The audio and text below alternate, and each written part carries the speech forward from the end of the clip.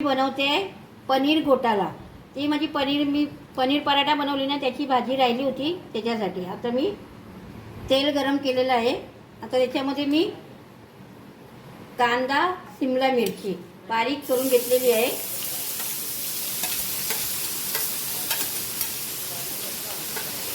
आता हे चांगलं परतून घेते। आता मी याच्यामध्ये अद्रक लसूणची पेस्ट 1 चमचा घातली आणि हा एक मोठा टोमॅटो घेतला आहे। तर आपण चांगला मिक्स करून घेते।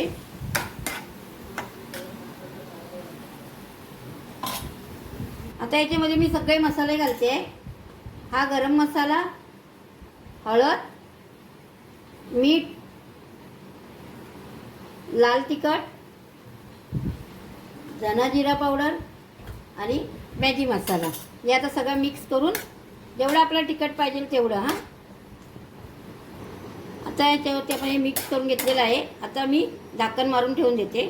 हे बघा, आपण झाकण मारून चांगलं शिजवून घेतलेलं आहे। हा आपला कांदा टोमॅटो चांगला शिजलेला आहे। आता आपण त्याच्यामध्ये घालणार आहोत पनीर। मी बोलली होती ना माझ्याकडे पनीर पराठा बनवलेला त्याचा पनीर होता आहे बघा। त्याच्यामध्ये मी कांद्याची पात, पालक आणि चीज पण घातलेला आहे। त्याच्यामध्ये मिरचीचा ठेचा सगळा काय घातला आहे।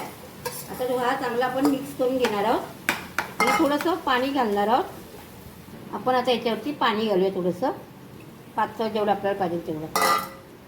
त्याने पाणी घालून चांगलं मिक्स करून घेऊया। चांगले थोडंसं झाकण मारून ठेवून देते।